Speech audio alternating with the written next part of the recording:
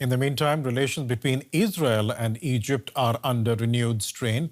Almost 2 weeks ago, Israel took control of a corridor running along the entire length of the Gaza-Egypt border. Egypt is Israel's closest regional ally.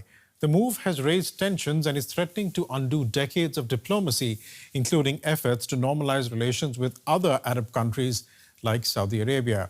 Here's a look now at the history and what might come next. Israeli troops on the Egypt-Gaza border. This video shows them allegedly destroying tunnels used by Hamas. The IDF says that taking control of the border area, known as the Philadelphia Corridor, was a strategic necessity. The Philadelphia Corridor served as an oxygen pipe for Hamas, through which it regularly transits weapons to the Gaza Strip.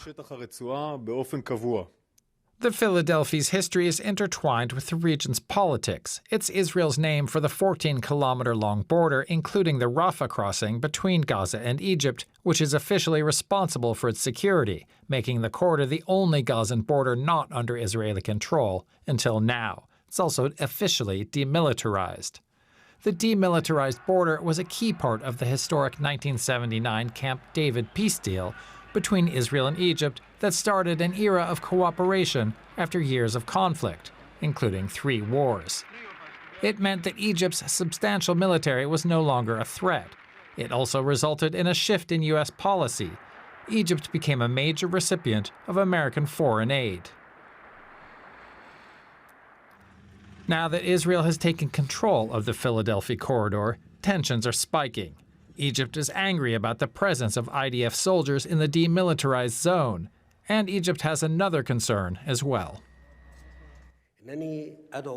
I call on all the relevant parties in the international community to fulfill their moral and legal responsibility, to end the Israeli siege, and to stop any attempt at forcing Palestinians to forcibly flee their land.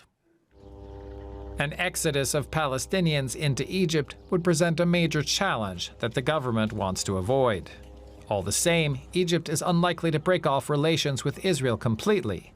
Egypt is still dependent on aid from the U.S. and doesn't want to jeopardize that. But the Israeli-Egypt agreement was the basis for plans to normalize relations with other countries in the region, including Saudi Arabia. The Gaza war had already put those plans on ice. Now tensions with Egypt threaten to push long-term cooperation with other Arab nations even farther into the future. And while that is happening, U.S. Secretary of State Antony Blinken is headed to the region. First stop, Egypt. Let's get more on that from journalist Karim El-Gowari, who's joined me now from Cairo. Karim, what are Egyptian officials going to be saying to Antony Blinken?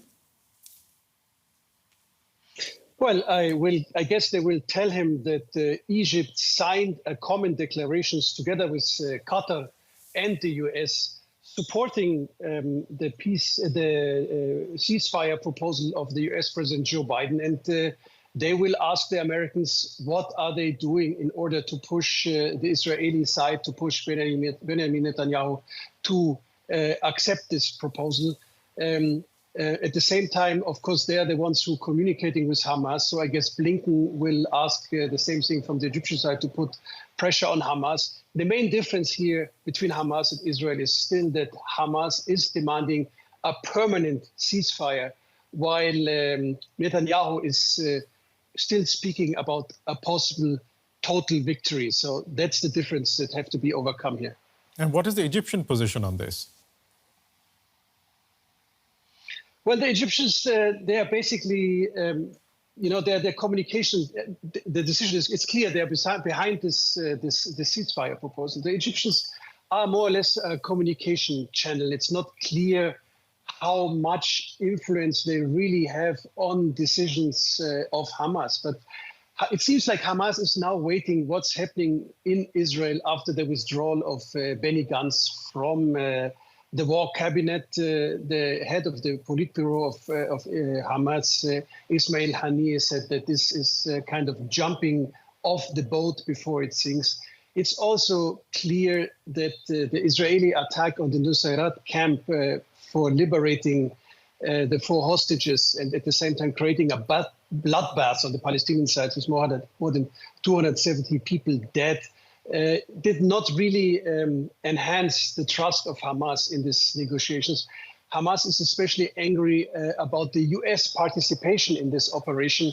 Haniyeh, the head of Hamas, called the U.S. no less criminal than the Israeli leadership itself. So all this is the opposite of creating confidence for these negotiations. But at the same time, of course, the situation creates pressure on both sides that this really cannot continue. Speaking of pressure, is there pressure on the Egyptian leadership from the population to bring about a ceasefire? Well, it's very clear that Cairo wants to end this. There is the fear, as you mentioned in the report, about that there will be might be a mass displacement of Palestinians towards Egypt.